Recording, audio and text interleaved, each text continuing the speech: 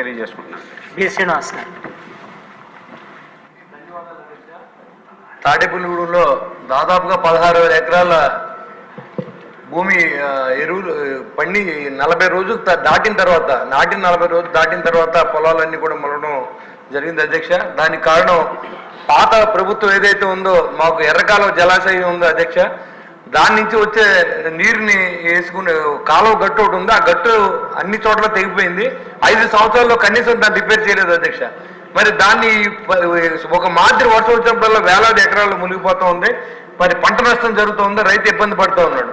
దాని మీద ఎలాంటి ఆలోచన చేయకుండా మనం వచ్చినప్పుడల్లా వెళ్ళి పర్యటించడం రావడం, మళ్ళీ ఇక్కడికి వచ్చి మనల్ని ఏదో మీరు సహాయం చేయమని అడగడం కంటే నెక్స్ట్ రాబోయే మరి పంటకైనా సరే ఆ ఎర్రకాలువ గట్టుని మరి 25 మీద దాన్ని చేయించవలసిన అవసరం ఉంది అధ్యక్ష. ఎందుకంటే దానికి కోట్లాది రూపాయలు ఏం అవ్వదు, కానీ అది కానీ కనీసం పూడ్చకపోతే చిన్నపాటి వర్షానికి కూడా మునిగిపోయే అవకాశం ఉంది.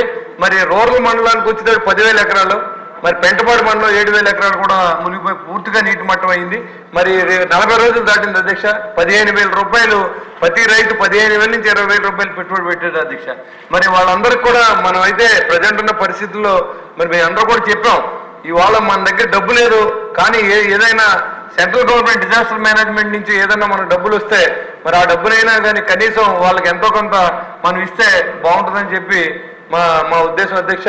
మరి ప్రభుత్వం ఏ పరిస్థితిలో ఉన్నప్పుడు కూడా ఇలాంటి విపత్తు వచ్చినప్పుడు మనం ఆదుకుంటేనే మన ప్రభుత్వం మీద వాడికి కూడా మంచి ఆలోచన ఉంటుంది. కాబట్టి దయించి మీరందరూ కూడా ప్రభుత్వం దృష్టికి కూడా తీసుకొస్తాం, మీ ద్వారా మంత్రి గారిని కూడా అడుగుతా ఉన్నాం. ఎందుకంటే ఆ ఎర్రకాలువ కట్టి నెక్స్ట్ సీజన్కైనా సరే దాన్ని ఏదో రకంగా పూడ్చవలసిన అవసరం. మరి ఆ గట్లు ఎక్కడైతే గండ్లు కొట్టినాయో ఆ ప్రాంతాలన్నీ కూడా రిపేర్ చేసుకుంటే నెక్స్ట్ వచ్చే క్రాప్ అయినా కాపాడొచ్చు, రైతులను ఆదుకోవచ్చు అనే ఆలోచనని మీ ద్వారా మంత్రి గారు తెలియజేస్తున్నారు అధ్యక్ష.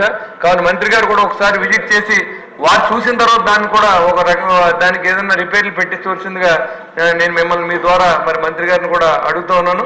అదేవిధంగా ప్రభుత్వం తరఫున కూడా మన సహాయాన్ని ఎంతవరకు అందించగలమో అది కూడా ఒకసారి ఆలోచన చేయండి. స్టేట్ డిజాస్టర్ మేనేజ్మెంట్లో అయితే డబ్బు ఏం లేదు, మరి సెంట్రల్ డిజాస్టర్ మేనేజ్మెంట్ నుంచి ఏమన్నా కానీ మనం తీసుకుంటే మరి ఆ డబ్బుని